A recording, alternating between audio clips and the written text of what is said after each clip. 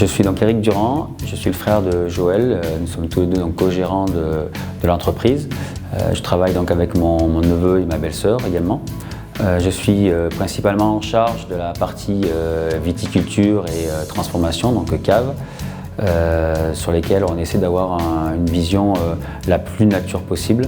En viticulture, on est HVE, donc on travaille le plus possible de façon naturelle, en essayant de dépasser justement le cadre HVE par des notions de bio, puisqu'on peut dire quasiment 80% bio sur la partie viti, en intégrant également des notions de biodiversité.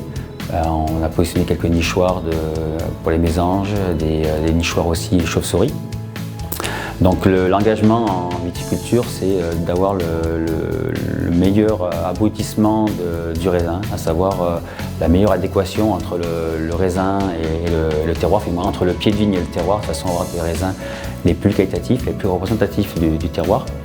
Et pour cela, on essaie de travailler justement, comme je disais, sur des notions de bio, avec les travaux du sol qui peuvent aller de choses plus mécanisées comme les tracteurs Intercept, en passant par le cheval, puisqu'on a un prestataire qui nous fait aussi du travail à traction animale, et jusqu'au treuil, où on se sert d'un treuil donc, pour labourer les vignes dans les coteaux. Donc, nous exploitons 22 hectares de vignes répartis sur différentes appellations, Saint-Péray, Saint-Joseph, Cornas, puis quelques vins de pays comme Viognier et Syrah. Nous sommes majoritairement sur des rouges, environ 80% de nos appellations sont sur du rouge. Les blancs donc, sont Viognier, Saint-Péray, Saint-Joseph. Ce sont des vins que l'on travaille à 35% en barrique, pas forcément neuves, des barriques qui peuvent aller de un peu neuve, moitié neuve jusqu'à 1,2 vin, le reste en cuve. Sur ces vins-là, on essaie de travailler beaucoup sur la fraîcheur, la minéralité, le côté très accessible, avec des terroirs qui s'affirment également, mais sur de la minéralité et de la tension.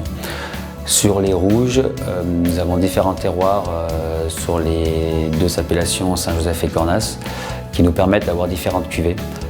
2 cuvées en Saint-Joseph, 3 en Cornas.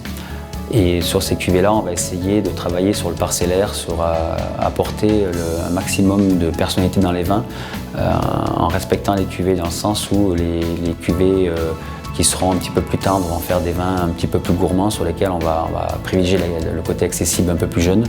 Et sur d'autres où on a plus de puissance, on va travailler sur des vins un petit peu plus puissants qui pourront vieillir un peu plus. Sur les rouges, 95% des vins sont élevés en barrique, pas forcément neuves, on a une vingtaine de pourcents de barriques neuves.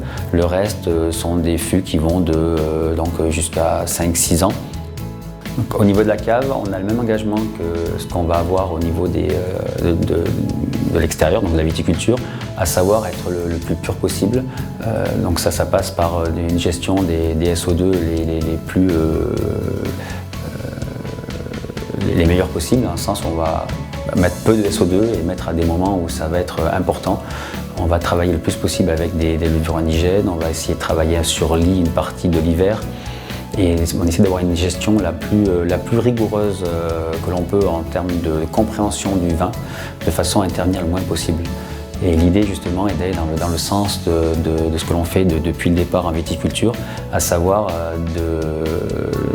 d'essayer de coller le plus possible au terroir et de vraiment laisser le vin s'exprimer pleinement, d'essayer même de renforcer sa personnalité si on peut, par un travail soigné dans le bois, de complexité qu'on va apporter également à travers cet élevage qui est très important, qui dure 1 an, dans lequel le vin va avoir ces tanins qui vont maturer, le vin va s'assouplir, l'aromatique va se développer et c'est une période qui est très importante sur les rouges également.